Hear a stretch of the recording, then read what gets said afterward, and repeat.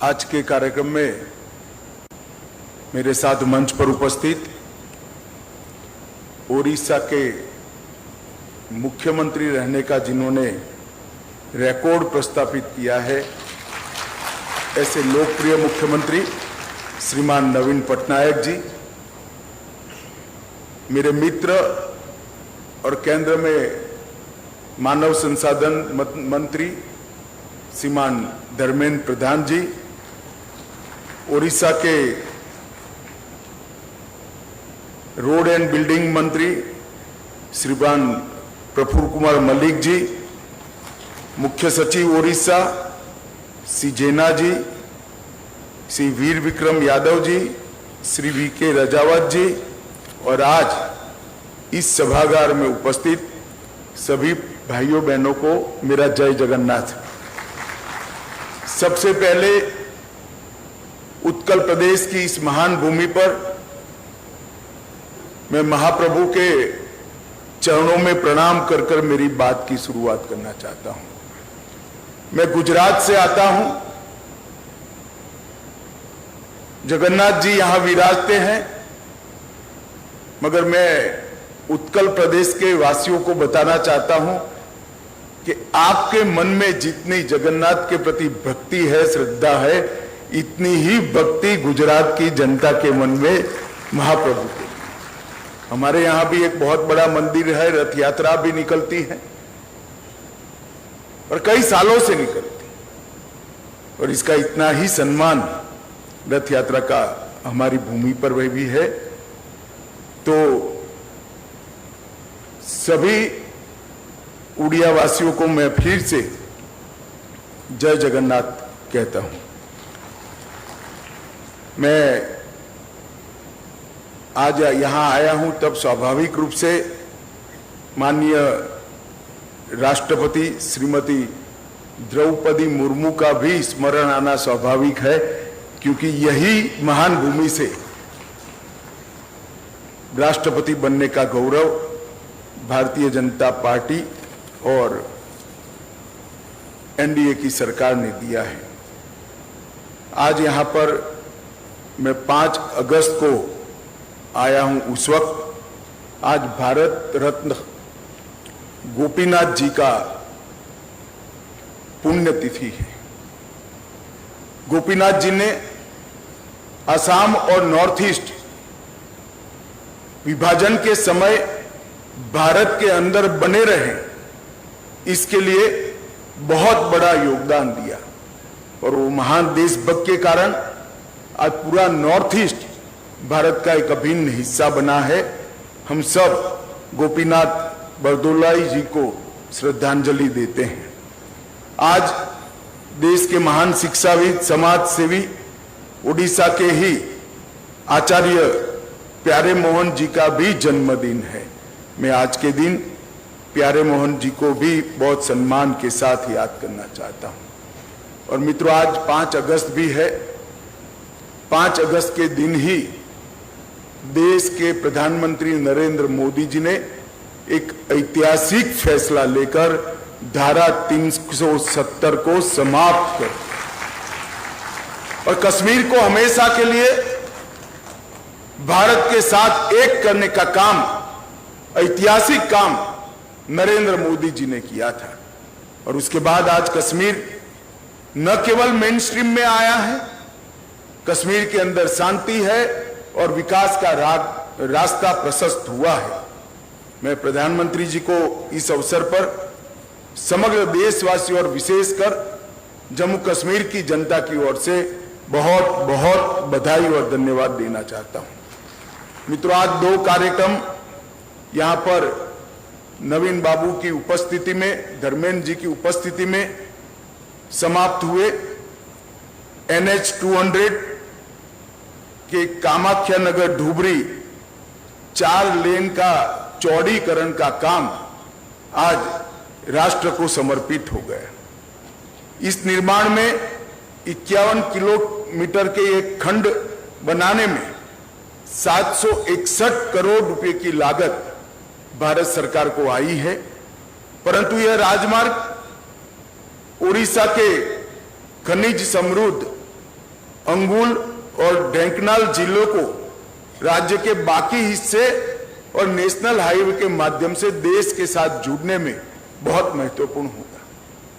मित्रों, कहते हैं कि भूमि पर बने हुए राजमार्ग वो व्यक्ति की हथेली में बनी हुई भाग्य रेखा के समान होते हैं। देश का भाग्य राजमार्गों के साथ जुड़ा हुआ है। देश का विकास, देश का अर्थतंत्र का विकास वो राजमार्गों के साथ जुड़ा है।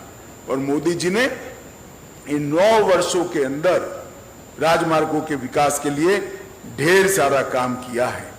और आज एक दूसरा काम भी हुआ।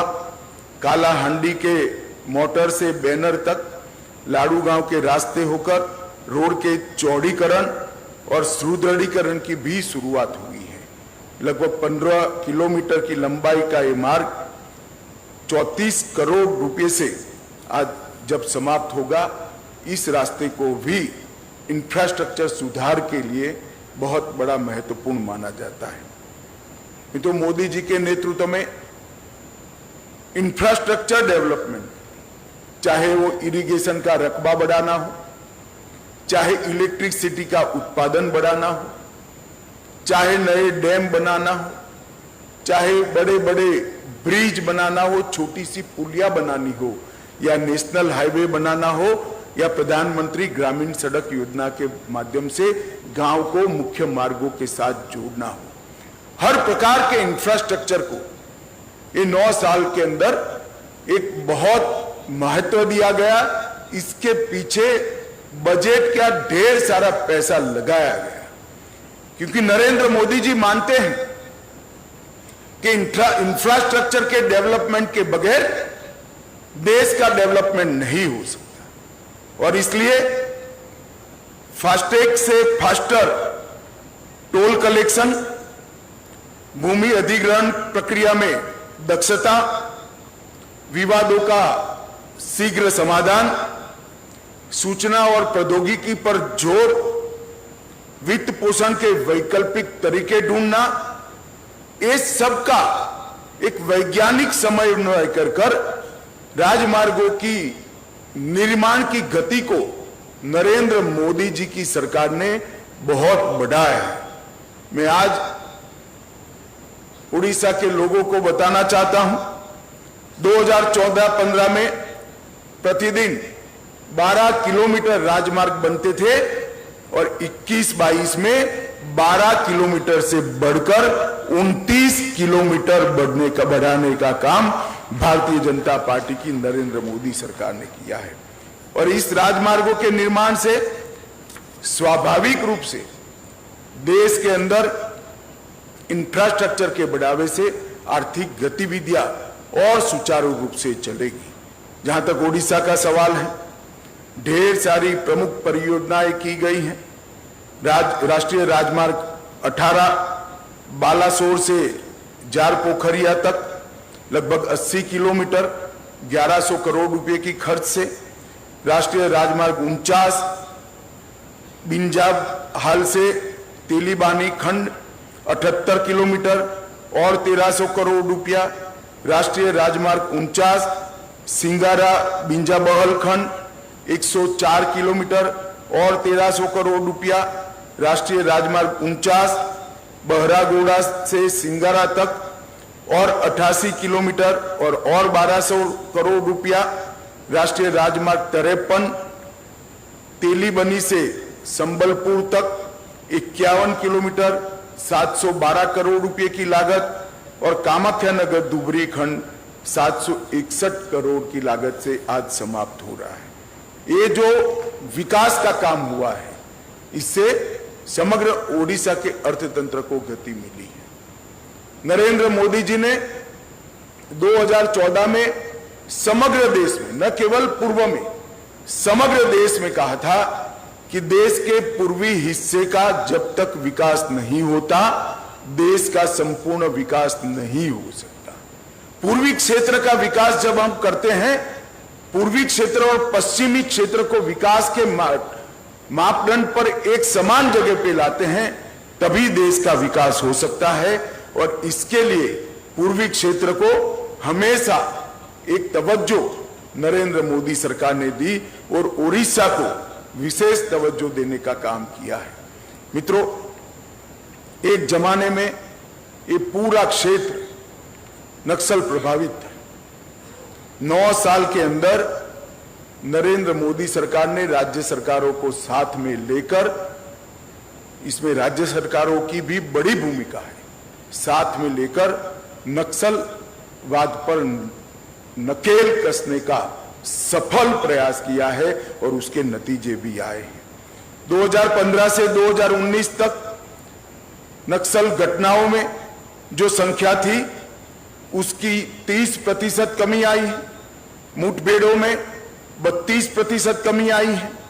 मारे गए सुरक्षा कर्मियों की संख्या में 56% कमी आई है और स्टोल पेंटिंग के अंदर भी बहुत बड़ी कमी आई है।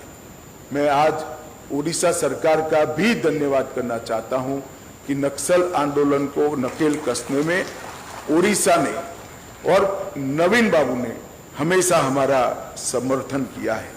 मित्रों, भारतीय जनता पार्टी की सरकार ये नक्सलवाद के खिलाफ मजबूत लड़ाई लड़ने के लिए कटिबद्ध है।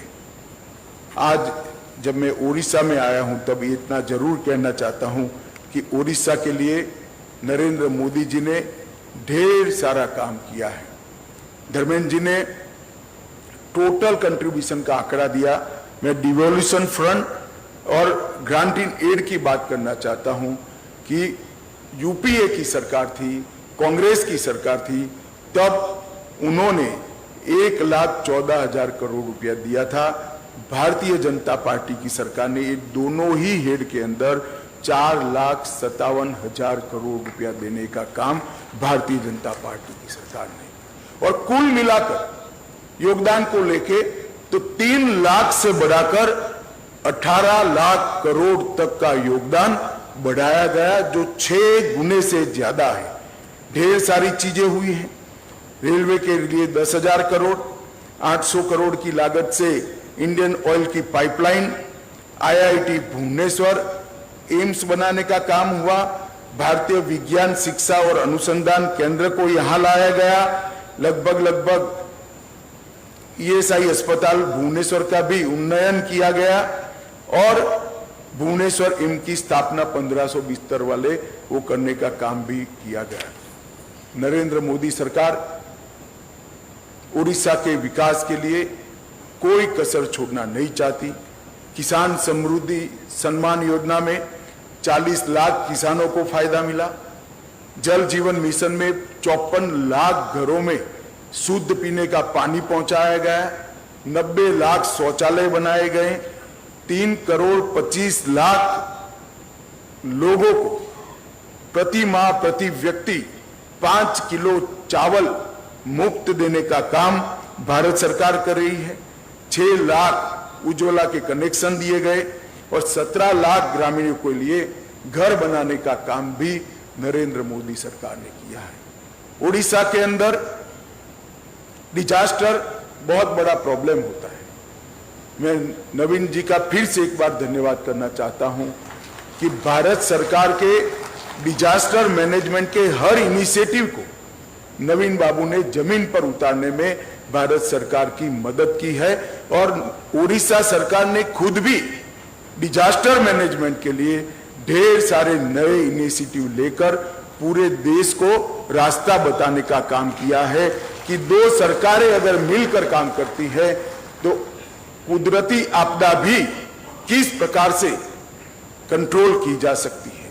उड़ीसा में आया हुआ साइक्लोन वो पूरी दुनिया में जाना जाता था और हजारों लोग मारे जाने के कारण जाना जाता है। आज उड़ीसा में साइक्लोन आता है और लगभग 0 कैजुअलिटी होती है। इसका भी पूरी दुनिया एक नोट ले रही है। मोदी जी ने एनडीआरएफ के माध्यम से, एनडीएमए के माध्यम से डिजास्टर मैनेजमेंट को शासन का स्वभाव बनाने का काम किया है और उड़ीसा सरकार ने इसमें ढेर सारा समर्थन किया है। मैं आज ये दोनों प्रोजेक्ट के लिए उड़ीसा के सभी नागरिकों को बहुत बहुत शुभकामनाएं, देता हूं, बधाई देता हूं और फिर से एक बार महाप्रभु के श्री चरणों में प्रणाम कर मेरी बात को समाप्त करता हूं। जय जगन्नाथ।